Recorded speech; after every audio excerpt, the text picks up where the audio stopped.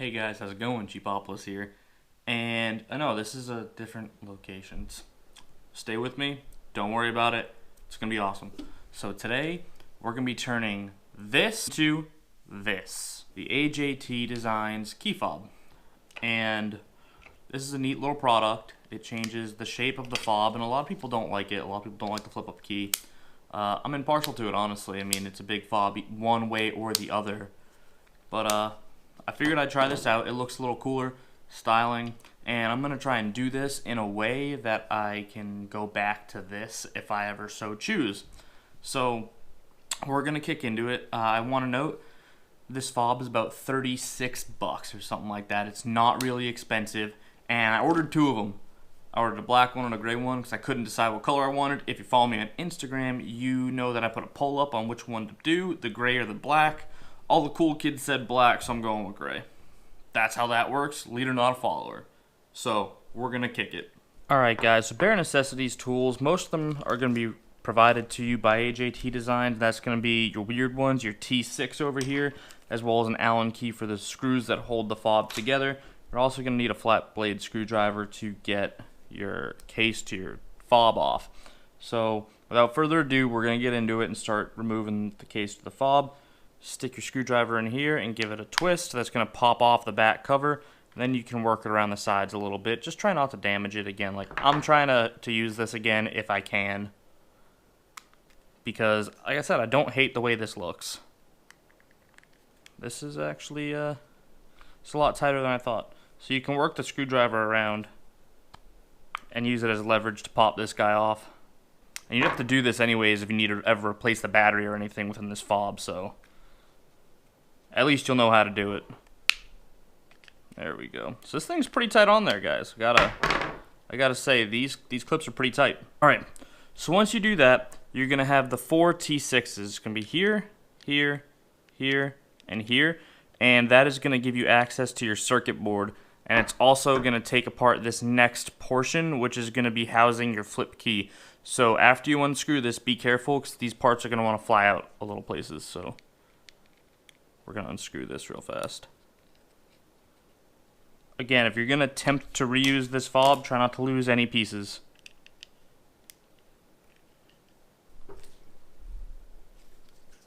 Alright, so we're doing the last one now. So now we should be able to take this next layer off. Yep, see, it just pops right off. There's a spring housing the key. So that's going to want to go everywhere. See? So that's the back side. We're going to need that battery. And here is the mechanism that makes your flip key work. So it's just a spring with a gear and some teeth. Your key goes on top of it like so. And then this gets sandwiched in between and then bolted back down. And yeah, it's a really, really simple design, really useful. But we don't need to use this key that often. So that's how I'm going with it for now. So with that removed, we can now move on to our next step. So now we can remove this circuit board and it'll actually pop right off. And you can see I don't have the remote start feature because I have a manual transmission. So my 3 buttons are right there. And we're going to remember the way this went in. That way we can do it the proper way again. So there we go. So this side up by the light is going to be my unlock button, and the bottom where the light isn't, that's going to be my panic button. So we know that, so we're going to set this aside, make sure it doesn't get damaged. So there's one more thing we have to do within this fob. So see, we have this little square, not square, it's a rectangular piece right here. This guy. So with push start cars, what happens is when your battery dies, this little piece allows the card to read the fob is in there as long as it's within a close proximity of the transmission. Not the transmission, a close proximity of the ignition. So what I would do if my battery ever died, I've driven plenty of push button start cars. I used to work at a Lexus dealership, they were all that way. But you'd take the fob and you'd push the button with the fob, and that would be close enough to allow you to start the vehicle. So we have to take that out so we can put it into our new fob. So be careful not to damage this, but I'm going to try and do this with a screwdriver. I apologize for the camera angle because it's going to be hard for you guys to see. So we have to do this without damaging it. This is going to be the trickier part. Alright guys, so I've been working this off camera with a knife and a screwdriver, and this is the hardest thing to get out. You can see I've bent the sides of the plastic housing there. Again, not a big deal, still trying to get it out. I don't even know if I've made any progress realistically, but we're going to keep at it. Just be careful attempting to not damage this part. So we're going to see if it's damaged or not by the time I get it out. So fingers crossed.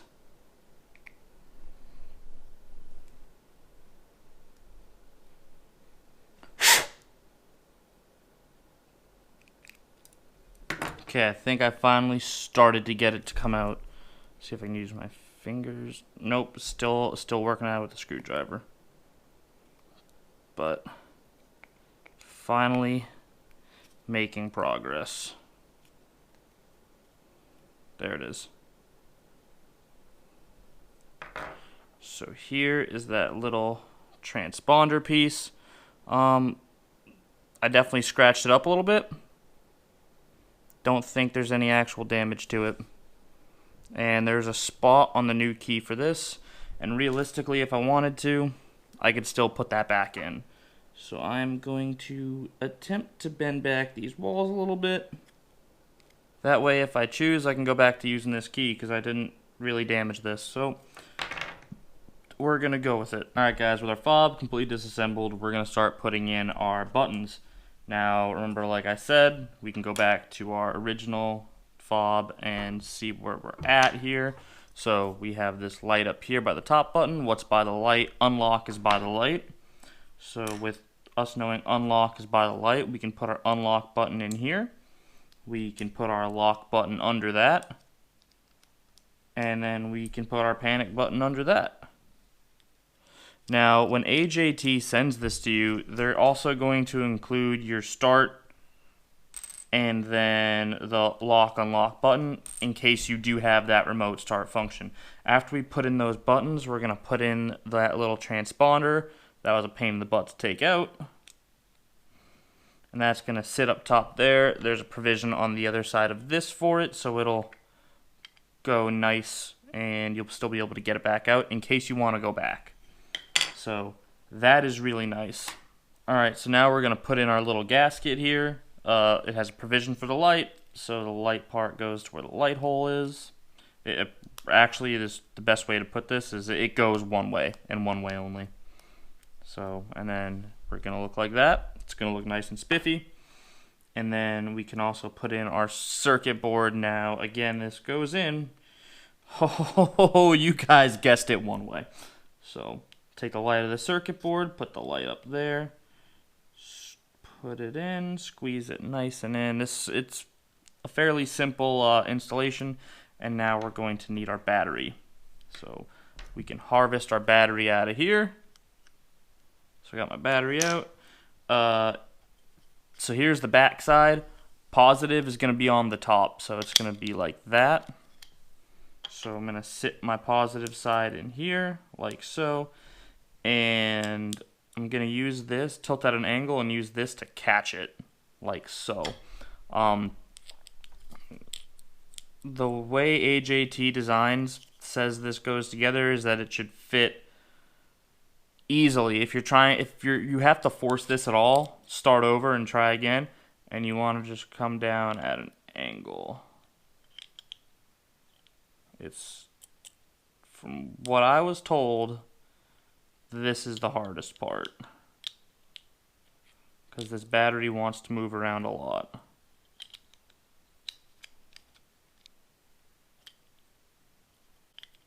Alright, I'm going to try another thing. The battery has a clear home there, so I'm going to hold it and place it and see how that works. That didn't work out too well. Now what if I do it this way?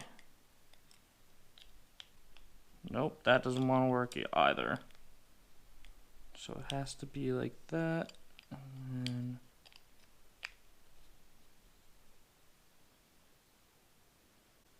nope. Battery is definitely going to be a difficult part. You have to apply a little bit of attention downwards as this happens.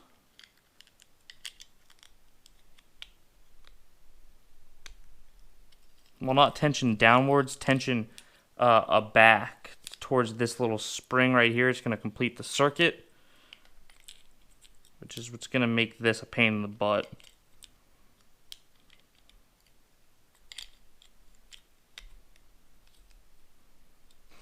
Gotta say, if you watched the AJT Designs video on this, he makes this look really easy, which isn't fair.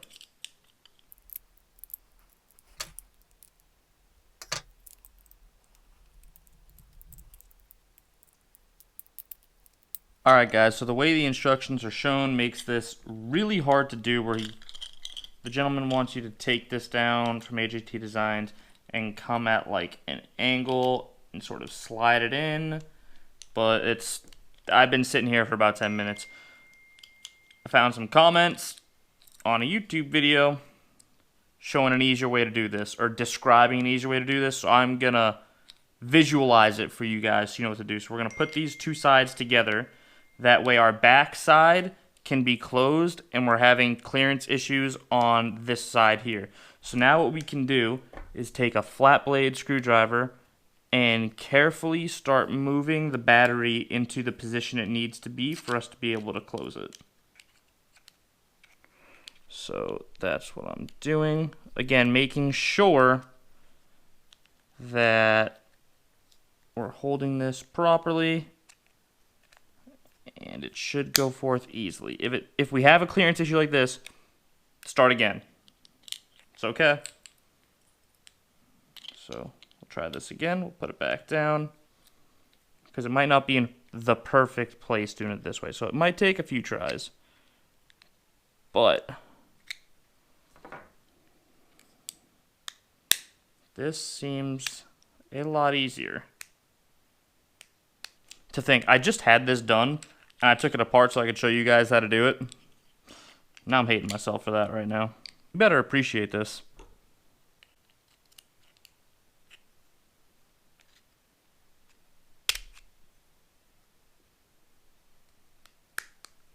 There we go. Okay, see?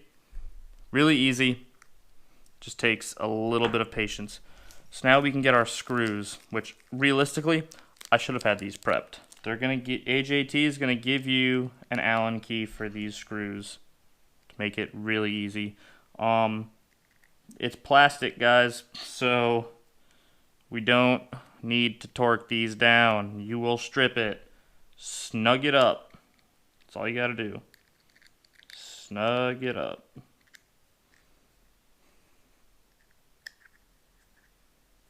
I wouldn't even flip the wrench in the direction where you'll be able to apply torque. Just twist it on, get a little snug, and you're good. Don't cross thread it. They're tapped. It's plastic. Don't be that guy. You're not gonna be happy. You have to order another one. Just make sure they're nice and snugged up. You're good. And then once this is all done, go ahead and test your buttons. So unlock works, lock works. I don't know if you can hear the Jeep. Panic hopefully works. Panic works. So we're all good to go, and none of these stick. So that's good. Now we have another thing. So this comes with this little plastic cover in the back. Okay, so it goes together like that. It's all fancy, cool, and there we go. So now the question is, how do we store our key? Well, we have two options. One, which is the one I'm gonna do, I'm putting it on my keychain, because I don't want to take this off and risk losing this little roll pin. If any of you are into firearms, you know how roll pins work. You take a little tiny pin or little nail and you push it through that hole. The pin comes out and you can separate these two. And if you separate them, then this will fit in here, and then you can close it and you have your key in the back. If you need to get into the car and you don't have leverage, by putting the key in the back, you can stick the key in here. I know this isn't the right way you'd stick the key, but you can stick the key in here and use this for your leverage to turn it. I'm going to leave this like this on my keychain. That way, in case I decide to go back to the stock key fob, it's the easiest way to do it. So these are our two fobs, and I like the look of this. AJT Designs key fob. It's a little smaller, not much. It's symmetrical. We're going to see how much of a difference this makes. I kind of like it not too large of the fan of the material of the buttons, but hey. Okay guys, that's all for today's video. Thanks for watching. I'll see you next time. Like, share, comment, subscribe. If you have any tips or tricks into installing, well, putting together one of these guys that I didn't mention in the video, put it down in the comment box, because someone else might have the same question. You could really be helping them out. With that being said, if you don't have anything for me, I don't have anything for you, and I'll see you guys next time.